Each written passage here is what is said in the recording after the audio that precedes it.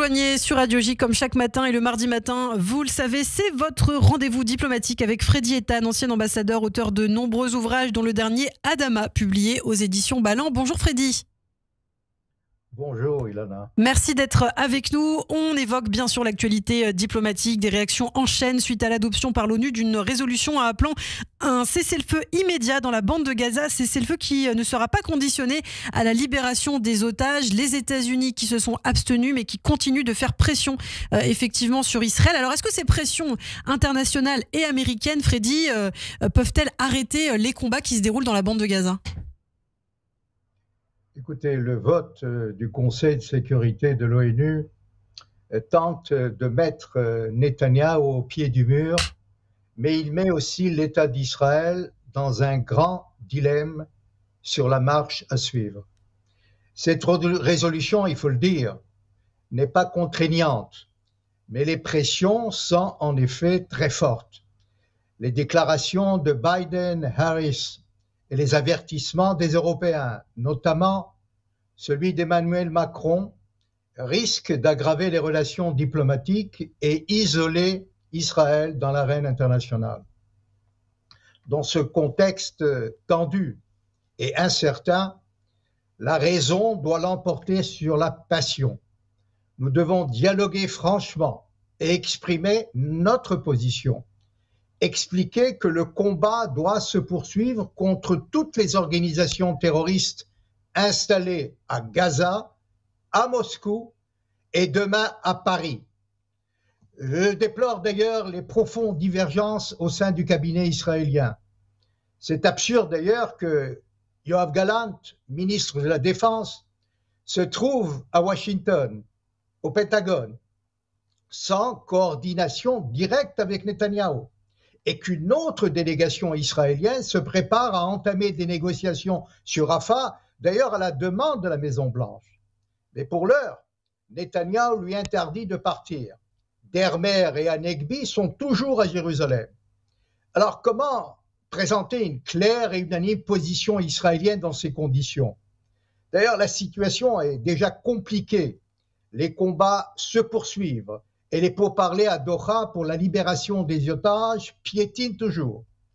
Mais cela dit, nous ne pouvons pas non plus accepter toutes les revendications insensées du Hamas et également subir chaque jour des dictats et des interventions directes dans nos affaires intérieures. Hélas, nous constatons que l'aide américaine à Israël est toujours conditionnée à obéir à des directives qui ne sont pas toujours compatibles avec les intérêts israéliens. Et il n'y a pas de repas gratuit, nous disent souvent les Américains. Mais plus grave encore, ils distinguent entre la politique des gouvernements israéliens élus au suffrage universel avec celle de la société civile. Israël, évidemment, partage avec les Américains et les Européens les mêmes valeurs, mais l'État juif, on le rappelle, n'est pas une république bananière. Mais là, sur un plan plus général, il faut dire aussi que les rapports internationaux ont complètement changé et le monde n'est plus bipolaire. Plusieurs puissances émergent, mais aucune n'est capable d'imposer l'ordre mondial. Désormais, les États-Unis ne souhaitent plus agir comme le gendarme du monde. Ils préfèrent aider les populations en détresse et apporter une aide humanitaire.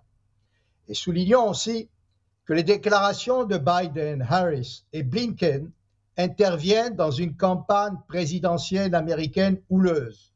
Et pour la première fois, un président sortant démocrate, âgé de 81 ans, affronte un ancien président républicain de 78 ans pour un nouveau mandat.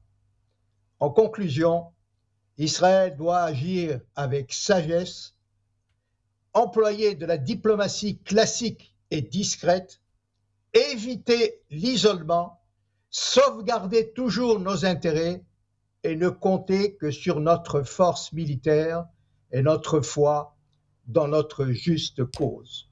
Eh bien, merci beaucoup Freddy Ethan. Merci pour ce point de vue ce matin sur Radio J. Effectivement, on continue à suivre ce qui se passe dans la bande de Gaza. Nous n'avons aucune obligation morale d'arrêter la guerre à Gaza. C'est ce qu'a déclaré notamment un responsable israélien, Yoav Gallant, qui est toujours aux États-Unis pour son voyage diplomatique. On aura l'occasion d'en reparler sur Radio J. Merci beaucoup Freddy. Une chronique à retrouver en podcast sur notre site internet radioj.fr bien sûr. Et puis j'en profite pour dire que vous serez en conférence, il me semble, aujourd'hui, et oui, ce mardi 26 mars à 20h au centre Begin, pour parler de Menachem Begin, le chef d'État par excellence, notamment.